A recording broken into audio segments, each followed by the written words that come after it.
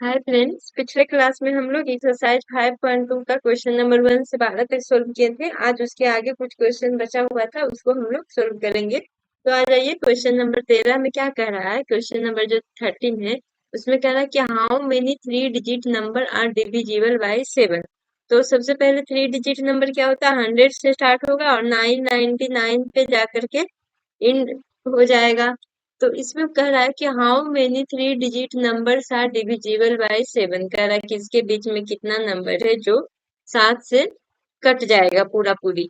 तो कहने का मतलब इसको एपी से बनाना है, एपी पढ़ रहे हैं तो, या फिर हम इसके बीच हम ऐड कर करके देखेंगे कि कौन सा नंबर 7 से, या तो सबको काउंट करेंगे उससे निकालेंगे तो लंबा प्रोसेस हो जाएगा। हम सीधे एपी से निकालेंगे। तो एपी से निकालने के लिए हम क्या कर रहे हैं कि हम देख रहे हैं कि फर्स्ट नंबर जो 3 डिजिट का होगा 7 से डिविजिबल कौन है। तो देखो 101 नहीं होगा, 102 नहीं होगा, 103 नहीं होगा, 4 नहीं होगा, 5 नहीं, सॉरी 103 नहीं होगा, 4 नहीं होगा, 5 होगा। 105 को अगर 7 से डिवाइड करें तो 15 बार में कट जाएगा। तो पहला नंबर 3 डिजिट नंबर जो हो गया 7 से डिविजिबल है, वो हो गया 105। फिर इसके आगे 112 साथ साथ ऐड करते जाएंगे तो नंबर डिविजिबल होते जाएगा 119। फिर हम लास्ट से एक नंबर लिख लेंगे। इसका लास्ट में कौन सा नंबर है, 999। तो अब हम देखेंगे कि लास्ट वाला नंबर 7 से डिविजिबल कौन सा है। तो 999 को डिवाइड करेंगे तो नहीं होगा। उसी तरह से अगर 998 को भी डिवाइड करेंगे तो यहाँ से देख लेते, 7 से 998, 7 7, हाँ सच, ये भी नहीं आएगा। 997 को डिवाइड करेंगे तो ये भी नहीं आएगा। 7 से 7 7, ये 29, सच 28, मतलब यहाँ पे 4 आना चाहिए। देखो 14, यहाँ पे शेषफल कितना बच रहा है, 29, ये 4 बार में 28, ये 17। तो 7, अगर यहाँ पे 4 आता, मतलब लास्ट में 4 रहता तो ये कट जाता 2 से, 7 दूनी 14। तो यहाँ पे अगर 4 रहता, कहने का मतलब 990 लास्ट से जो है, लास्ट नंबर जो 3 डिजिट का होगा 7 से डिविजिबल होगा, वो होगा 994। तो अब हमको पूछ रहा है क्वेश्चन में कि how many 3 digit number divisible, कर रहा है कि टोटल मिला करके कितना नंबर होगा जो 7 से डिविजिबल होगा। तो हम स्टार्टिंग से भी देख लें कि स्टार्टिंग से कौन कौन नंबर डिविजिबल हो रहा है। तो 105, 112, 119 इस तरह से हो रहा है। तो हम इसमें ये एक एपी बन रहा है क्योंकि सब में कॉमन डिफरेंस 7 है। तो पहला पद जो फर्स्ट टर्म हो गया वो हो गया 105, कॉमन डिफरेंस डी जो आ जाएगा 112 माइनस 105, सेम रहेगा सबके लिए, कॉमन डिफरेंस डी 7 हो जाएगा। और इसको हम लास्ट टर्म डिनोट करते हैं। तो लास्ट टर्म हम मान लेते हैं कि ये जो 7 से डिविजिबल इसका लास्ट टर्म है वो है an। तो an बराबर दिया है 994। कहने का मतलब जो एक एपी बन रहा है इस सीरीज में टोटल n टर्म है, तो इसका लास्ट टर्म अगर टोटल n टर्म है तो लास्ट टर्म हो जाएगा an। तो n बराबर 994। अब हम जानते हैं an बराबर फॉर्मूला पुट करेंगे a plus n minus 1 into d बराबर 994। a का वैल्यू रखेंगे 105 और डी का वैल्यू रखेंगे 7। तो a 105 plus n minus 1 into 7 बराबर 994। अब यहाँ से हो जाएगा n minus 1 into 7 equal to 994 minus,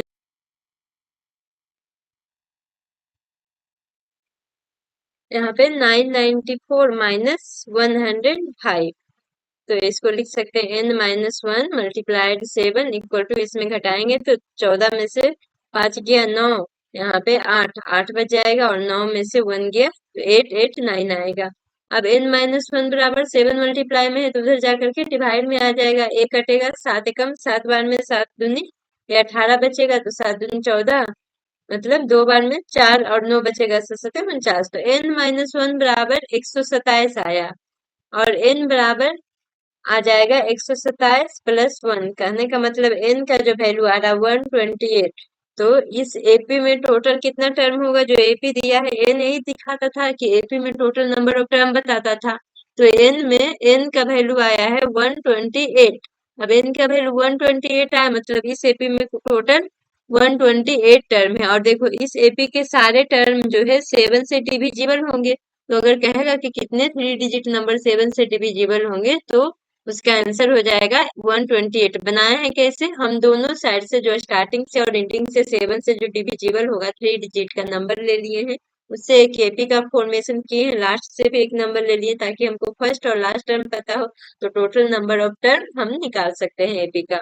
इसी तरह से अगला क्वेश्चन भी इसी इसी पे बेस्ड दिया हुआ है। How many multiplies of 4 lies between 10 and 250। तो देखो कोई भी सर एपी से अगर बनाएंगे या तो काउंट करके बनाए तो वो तो बहुत लंबा प्रोसेस होगा, या फिर हम मल्टीप्लाई ये एपी से बनाए, तो इसमें कह रहा है कि हाउ मेनी मल्टीपल्स ऑफ 4, मतलब 4 का कितना गुना है जो 10 और 250 के बीच में लाई करता है। फिर दो टर्म दिया है 10 और 250, जैसे उसमें देखे थे कि 100 से 999 का बीच 3 डिजिट नंबर होता है, तो इसके बीच हम 7 से डिविजिबल निकाले थे। अब यहाँ पे दिया है 10 और 250, तो फिर हम स्टार्टिंग से निकाल लेंगे और एंडिंग से निकाल लेंगे। फर्स्ट टर्म और लास्ट टर्म पता रहेगा तो टोटल नंबर ऑफ टर्म हमको पता चल जाएगा कि कितना 4 का मल्टीपल है। तो देखो 10 और 250 के बीच पूछ रहा है, तो 10 के बाद 4 का मल्टीपल कितना होगा, तो 11 तो होगा नहीं, 12 होगा, फिर 13 14 15 नहीं होगा, 13 14 15 ना होकर के फिर 16 होगा, मतलब इसमें 4 ऐड होते जाएगा तभी 4 का मल्टीपल आएगा।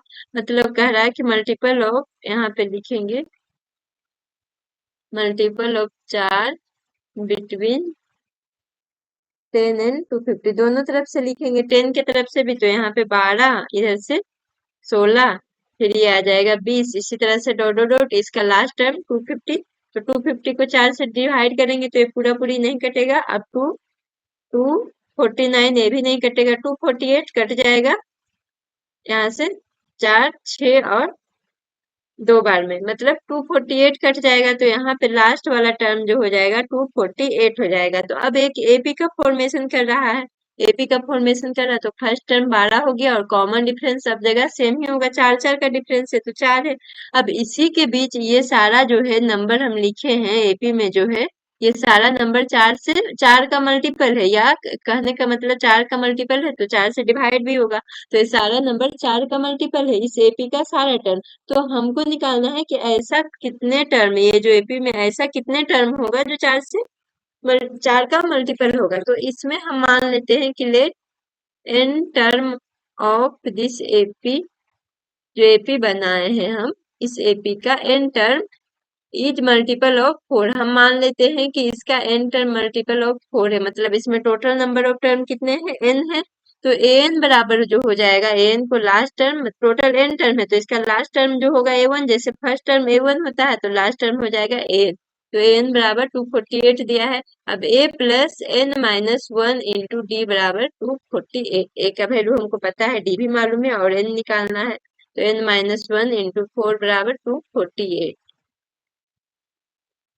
अब यहाँ से n माइनस 1 इंटू 4 बराबर 248 माइनस 12, अब इसको घटा देंगे, n माइनस 1 इंटू 4 बराबर, यहाँ से 8 में से 2 गया 6, 4 में से 236 बचा, तो n माइनस 1 बराबर हो जाएगा 236/4, तो ये कटेगा, 4 दिया बाद 4 चक 16, 4 बचे 20 और 4 9 36, तो n माइनस 1 बराबर 59 आ गया। n निकालना है कितने टर्म जो है 4 का मल्टीपल है, तो n टर्म है तो n बराबर 59 प्लस 1, तो n का वैल्यू आ गया 60, मतलब 60 टर्म जो है एपी का 4 का मल्टीपल है, मल्टीपल ऑफ 4।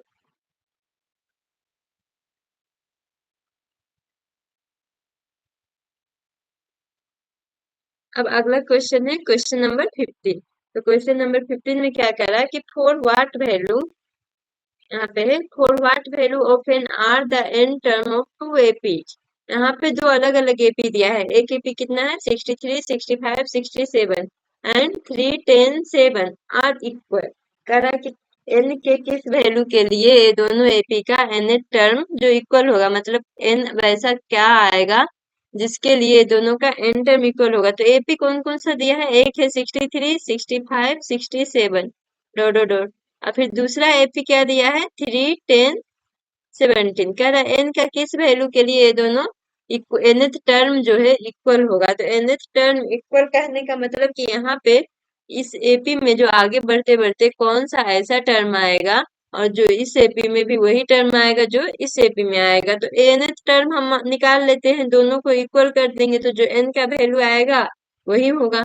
तो एन इसमें कह रहा है कि nth टर्म इक्वल होना चाहिए, तो nth टर्म के लिए an बराबर फॉर्मूला हम जानते हैं a plus n minus one into d. अब यहाँ पे a का वैल्यू है first term 63, n minus one, n तो निकालना ही, n माइनस वन, यहाँ पे d कितना है 65 माइनस 63, तो कॉमन डिफरेंस जो है 2 है, तो ये करेंगे 63 plus n minus one into two. फिर दूसरे के लिए दूसरा एपी जो सेकेंड है, अगर इसको an1 मान लें और ये an2, मतलब ये दूसरे एपी का सेकेंड, दूसरे एपी का nth टर्म, तो nth टर्म क्या हो जाएगा a plus n minus one into D.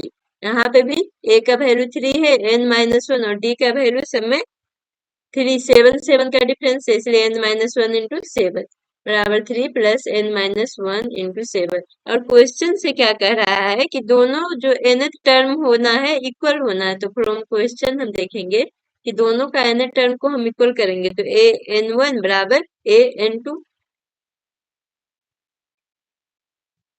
तो यहाँ पे an1 को हम क्या लिखेंगे 63, an1 जितना है 63 plus n minus one into two बराबर 3 plus n minus one into seven. अब इसको 63 को इधर ले आते हैं, तो ये n वाले को एक साइड ले आएंगे और जो कांस्टेंट रहेगा उसको एक साइड, 63 इधर से 3 चला गया, माइनस में एक ही बचा है 7 n माइनस वन बचा है, और इधर से 2 इंटू एन माइनस वन, इधर प्लस में है तो बराबर किधर जाएगा तो माइनस में आ जाएगा, तो 63 में से 3 माइनस करेंगे 60, और 7 n माइनस वन में से 2 n माइनस वन माइनस करेंगे तो आ जाएगा 5 n माइनस वन। अब यहाँ से 5 से कट गया जाएगा 60, तो n minus one equal to 12, और n बराबर 12 प्लस वन, मतलब कि n का वैल्यू जो आया 13। कहने का मतलब है कि जो n 13th, दोनों का 13th टर्म होगा वो सेम होगा। जैसे देखो, इसका अगर 13th टर्म निकालें पहले एपी का, A13 अगर पहले एपी का निकाले, इसको हम रफ में निकाल रहे हैं, A13 बराबर हो जाएगा 63 प्लस 12 इंटू टू। अब 63 प्लस 24 आ जाएगा, तो ये आ जाएगा 4 3 7 6 2 8, और इसका 13th टर्म निकाले A13, तो भी सेम आना चाहिए, 3 प्लस 13 टर्म 12 इंटू सेवन, तो यहाँ आ जाएगा 3 प्लस 84। देखो तो दोनों का जो 13th टर्म है इक्वल है, क्वेश्चन में ही दिया हुआ था कि n टर्म इसका इक्वल है, तो n का वैल्यू क्या है, तो दोनों का हम अलग अलग एपी दिया हुआ था, दोनों एपी का n टर्म निकाल दिए और दोनों को इक्वल कर दिए, उससे n का वैल्यू आ गया, जो n का वैल्यू आएगा वही इसका आंसर हो जाएगा। अब क्वेश्चन नंबर अगला है 16, determine the AP whose third term is 16 and seven term exceed the fifth term by 12। Question में दिया हुआ है कि एक एपी है, उसका थर्ड टर्म जो है, थर्ड टर्म कहने का मतलब A3 16 है, और क्या कह रहा है क्वेश्चन में कि सेवन टर्म, जो सेवन टर्म है A7 है, क्या कह रहा है सेवन टर्म है exceed the fifth term, compare किससे कर रहा है फिफ्थ टर्म से, तो एक्सीड द फिफ्थ टर्म मतलब A5 से ज्यादा, एक्सीड मतलब ज्यादा, A5 से कितना ज्यादा है 12, तो सेवन टर्म है जो A5 से एक्सीड कर रहा है 12, तो A7 इक्वल टू लिखेंगे A5 प्लस 12। अब हमको इसमें न ए पता है न डी पता है, तो यहाँ से हम A7 को हम लिख सकते हैं A प्लस 16, और यहाँ से एपी सेम ही एपी का है, ए तीसरा है, ए सातवां है, पांचवा टर्म है, सेम एपी का है, मतलब कि फर्स्ट टर्म सबके लिए सेम होगा, कॉमन डिफरेंस भी सबके लिए सेम होगा, तो यहाँ पे अगर फिफ्थ टर्म लिखेंगे तो A प्लस 40 प्लस 12। अब ए तो दोनों में सेम रहेगा क्योंकि सेम एपी का टर्म है, तो ये ए से ए कट गया, 6D इधर से चला जाएगा तो माइनस 4D बराबर 12, ये आ जाएगा 2D बराबर 12, तो D का वैल्यू आ गया 6। अब AP हमको निकालना है, तो AP निकालने के लिए जब तक हमको पहला टर्म और D का वैल्यू पता चलेगा तो हम AP निकाल सकते हैं, तो और A3 बराबर दिया हुआ है 16, तो A3 बराबर इसको लिख सकते हैं A प्लस 2D बराबर किसी भी फॉर्मूला से, किसी भी, जब A मालूम चल गया तो यहाँ पे इससे डी मालूम चल गया तो ए निकाल सकते हैं, पहला ये 3 बराबर 16 जो दिया हुआ है, तो 2 इंटू 6 बराबर 16, तो ए बराबर हो जाएगा 16 माइनस 12। अब ए बराबर 4 आ गया, तो एपी का टर्म कैसे लिखते हैं हम, टर्म ऑफ एपी, एपी को हम लिखते हैं a plus d, a plus 2D, मतलब कि ए प्लस 3D। या कहने का मतलब हर एक पिछला टर्म में हम डी जोड़ते हैं तो अगला टर्म प्राप्त होता है, तो पहला टर्म क्या है 4, दूसरा टर्म में हम डी जोड़ेंगे तो 4 प्लस 6 10, इसके अगला वाला टर्म प्राप्त करना है तो 10 में हमको 6 फिर से डी ऐड करना पड़ेगा 16, और इसके अगला वाला टर्म तो 16 में 6 जोड़ेंगे तो ये आ जाएगा 22, मतलब कि एपी निकालना था तो ये इस तरह से एक एपी का फॉर्मेशन करेगा। अब हम इसका अगला क्वेश्चन देखते हैं। 15 16 हो गया। Question number 17। क्वेश्चन नंबर 17 कह रहा है कि find the 20th term from the last term of the AP 3 8 13 और 253। एक एपी दिया हुआ है, क्या है 3 8 13 और 253। देखो ये जो लास्ट में दिया है यहाँ जाकर के एपी इंड हो रहा है, तो इसको हम जनरली एन से ही डिनोट करते हैं। तो यहाँ पे फर्स्ट टर्म जो है 3 है, कॉमन डिफरेंस आ जाएगा 8 माइनस 3 बराबर 5। और ये लास्ट टर्म मतलब एन दिया है।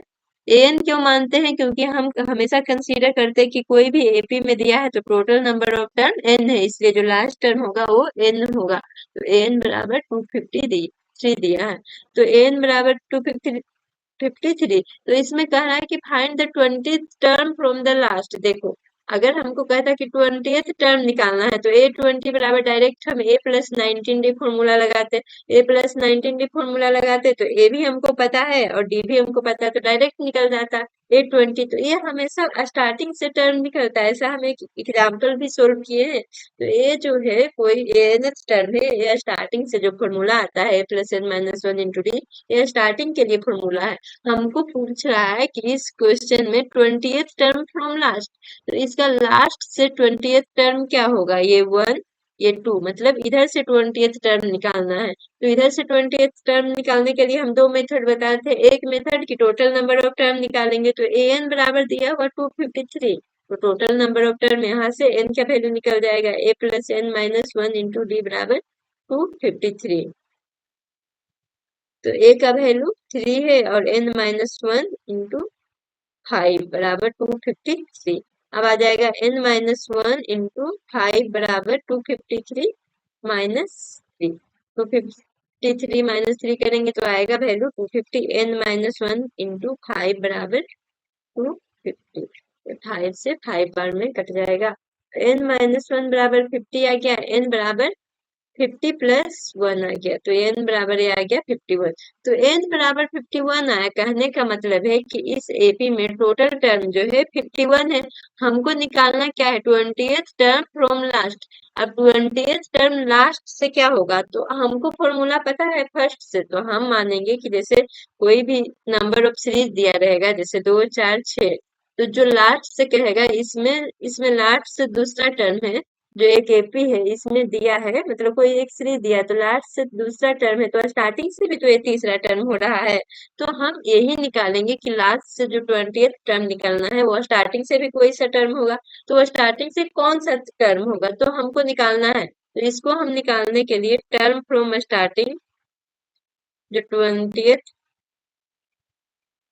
Term from last, 20th term from last से इक्वल टू जो हो जाएगा यहाँ पे टर्म फ्रॉम स्टार्टिंग, कौन सा टर्म हो जाएगा इसको हम लिख रहे हैं। तो स्टार्टिंग से टर्म निकालने के लिए हम क्या करते हैं कि लास्ट से जो टर्म दिया है, टोटल नंबर ऑफ टर्म कितना आया n, इसमें से हम जो टर्म निकालने कह रहा है उसको घटाते हैं, तो n माइनस 20 और एक और ऐड करते हैं मतलब प्लस 1। तो जो लास्ट से 20th टर्म होगा वो स्टार्ट से कौन सा टर्म होगा? ये n, ये जो होगा इनर टर्म फ्रॉम स्टार्टिंग, इसको हम लिख देते हैं। ये फॉर्मूला जनरल है, मतलब यहाँ पे भी देखो जैसे टोटल इसमें 4 टर्म है, तो स्टार्टिंग से जो सेकंड टर्म आ रहा है, लास्ट से जो सेकंड टर्म आ रहा है, स्टार्टिंग से कौन सा टर्म आ रहा है? तो देखो लास्ट से जो सेकंड टर्म है और स्टार्टिंग से फर्स्ट टर्म आ रहा है, तो निकलता कैसे? टोटल नंबर ऑफ टर्म कितना है? 4, मतलब 4 में से कौन सा टर्म दिया हुआ लास्ट से सेकंड टर्म, 4 में से 2 घटाएंगे और ये दोनों को घटा करके जो डिफरेंस आएगा उसमें प्लस 1 ऐड कर देंगे। 4 में से 2 घटाएंगे प्लस 1। ये एक जनरल फॉर्मूला है। तो ये आ जाएगा, तो टोटल नंबर ऑफ टर्म जो है 51 है माइनस 20 प्लस 1। 51 में से 20 गया तो ये आ जाएगा 31 प्लस 1, आ जाएगा 32। कहने का मतलब कि जो 20th टर्म फ्रॉम लास्ट है वो किसके इक्वल है? 32th term from starting. तो स्टार्टिंग से 32th टर्म के बराबर है। तो हम अब A32 तो निकाल सकते हैं। A32 बराबर फॉर्मूला हो जाएगा A plus 32 minus 1 into d बराबर A का वैल्यू था, A का वैल्यू 3 था, D का वैल्यू 5 था।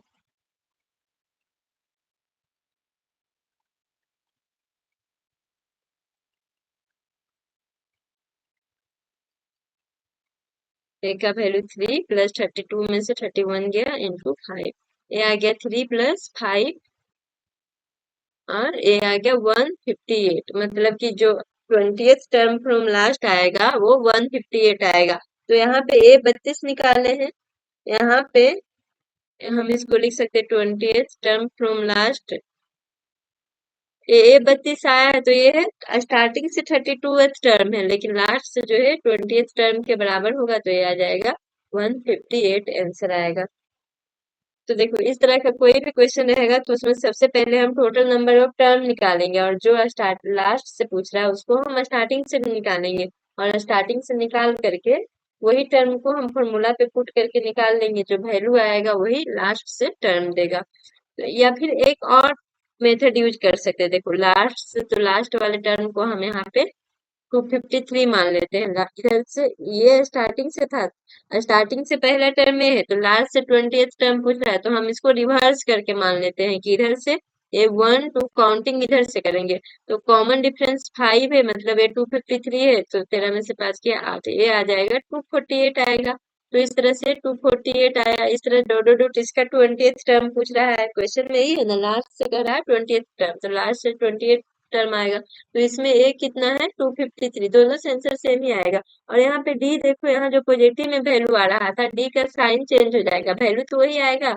यहाँ पे 248 में से 253 घटाएंगे तो -5 आएगा। अब 20th टर्म निकालने कह रहा है इस एपी का, तो इस एपी का 20th टर्म आ जाएगा 253 प्लस 19 इंटू -5। अब 253 में से 19 बचे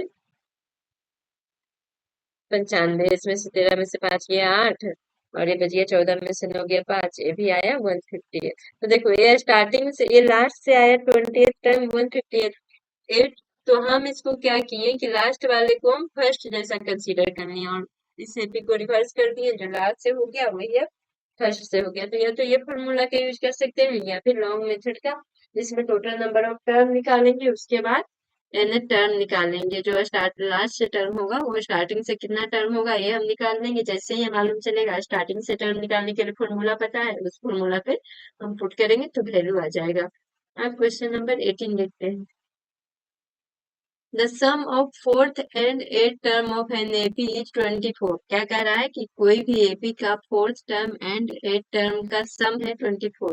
कहने का मतलब A4 प्लस A8 दिया है 24, and the sum of six and tenth term is 44। देखो वही एपी है, ये नहीं कह रहा कि अलग एपी, क्वेश्चन में एक ही एपी दिया हुआ है, तो चौथा और आठवां टर्म का सम है 24। उसी तरह से अगर हम छठा और 10th टर्म का सम निकाले तो आएगा 44। तो कह रहा है कि find the first term, first three term of AP. First three term AP मतलब ए plus d, a plus 2D मालूम करना है, तो हमको ए भी नहीं मालूम है, डी भी नहीं मालूम है, तो ये दोनों को हम सोल्व करेंगे। दो इक्वेशन जैसा बन रहा है, तो ये दोनों इक्वेशन को सोल्व कर लेंगे। इसको हम लिख सकते हैं A4 को A प्लस 3D, और A8 को लिख सकते हैं A प्लस 7D बराबर 24। ये आ गया 2A प्लस 10D बराबर 24। इसको 2 कॉमन भी ले सकते हैं, तो A प्लस 5D बराबर आ गया 12। इसको इक्वेशन 1, या इसी को हम इसी को रहने देंगे तो इससे भी वैल्यू आ जाएगा। और दूसरा है A6 प्लस 18 बराबर 44। हम ऐसा क्यों कर रहे हैं, दो इक्वेशन बनाएंगे और A और D का वैल्यू पता करेंगे। तो ये आ जाएगा A plus 5D plus A plus 9D equal to 44। यहाँ आ गया 2A plus 9 5 14D equal to आ गया 44। अब यहाँ से देखो तो 2A प्लस 10D का वैल्यू पता था 24, तो इसको हम लिख सकते हैं 10, 14D को हम लिख सकते हैं 10D प्लस 4D, लिख सकते हैं कि नहीं। अब 2A प्लस 10D का वैल्यू हमको पता कितना है 24 है, तो यहाँ पे 2A प्लस 10D की जगह पे, इसकी जगह पे वैल्यू हम पुट करेंगे 24 प्लस 4D बराबर 44। यहाँ 4D बराबर आ जाएगा 44 माइनस 24, ये घटाएंगे तो आ जाएगा 20। अब डी का वैल्यू आ गया 5, डी का वैल्यू 5 आ गया, तो कोई भी एक इक्वेशन में हम रख करके यहाँ से ये 2 नहीं, 2 कॉमन इधर से 12 हो गया, मतलब 2A प्लस 10D बराबर 24 है। तो इसमें डी का वैल्यू रख करके ए का वैल्यू पता कर लेंगे, तो 10 इंटू 5 बराबर 24। 2A बराबर आ जाएगा 24 माइनस 50। 10 इंटू 5 50, इधर जाएगा तो माइनस में आ जाएगा, 50 में से 24 गया तो ये आ जाएगा 26 माइनस में। 2a बराबर, तो a बराबर कितना आ गया -26/2 -13। अब पूछ रहा फर्स्ट थ्री टर्म, जो इस एपी का जो टर्म दिया हुआ था इसका फर्स्ट थ्री टर्म क्या होगा। तो फर्स्ट थ्री टर्म जो होगा कैसे निकालते हैं, a plus d a plus 2d। तो ए वैल्यू a1 तो पता है, ए के बराबर होता है तो -13, ए प्लस डी मतलब -13 + 5, और ए प्लस 2d मतलब -13 + 2 × 5, ये आ जाएगा -13, -13 + 5 आ जाएगा -8, -13 + 10 मतलब -3। तो अभी देखो तो ये तीनों आ गया कि नहीं, ये यही टर्म होगा। ये दोनों के बीच कॉमन डिफरेंस भी देखो तो सेम है, मतलब 5 है, -8 -13, तो -8 + 13 यही आएगा 5। इसी कॉमन डिफरेंस को लेकर के हम बनाए ही हैं। अब क्वेश्चन नंबर अगला देख लेते हैं।